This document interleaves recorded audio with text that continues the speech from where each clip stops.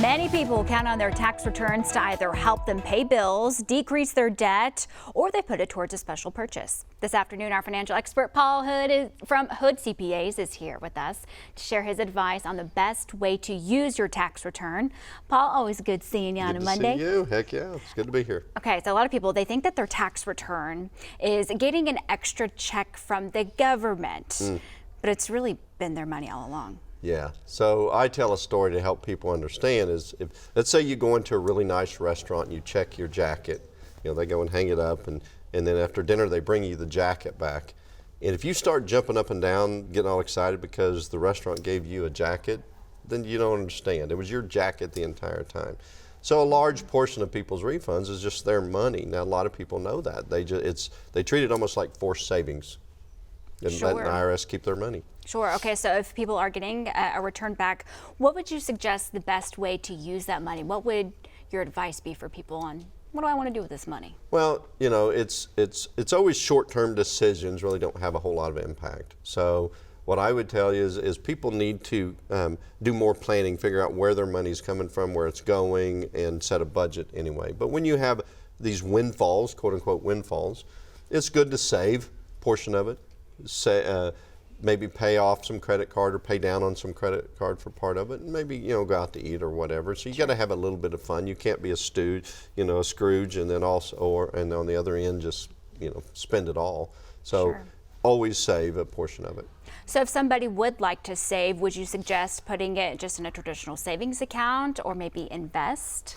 So what matters with that is when do they want to have access to it. So if you want to have that safety feeling that I can get to it if I need it, then just a traditional savings account. The best way to do is maybe put it in a Roth or an IRA, because then there's penalties for taking it out. So there's an inhibit. You're not. It's not as easy to get to. Right, not tempting. Yeah, that's you right. know it's there.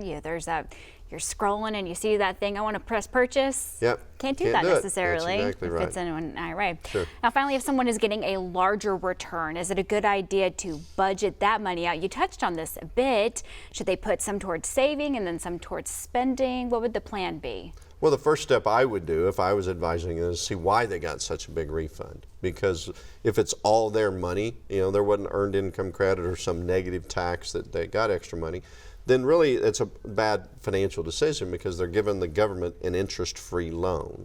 Maybe they're paying interest on their credit cards or their house, their cars, but they're giving Uncle Sam their money to hold. So the first thing I would do is figure out why they're getting such a big refund and then potentially reduce their withholdings so that they don't have as much taken out. Sure. So they can budget throughout the year with it. So people are starting to get their W-2s back in. People are starting to file. What would your number one piece of advice be for someone that's like, okay, I gotta buckle up. Let's do my taxes this weekend. Well, the main thing is the tax code is fairly simple right now. If you're just an employee and you just have a W-2, a lot of times you can do that yourself. But if you've got kids, you've got rental property, you've got a business, there's a lot of people. Research shows there's a substantial amount of money that's left on the table because people try to do their own return when they shouldn't.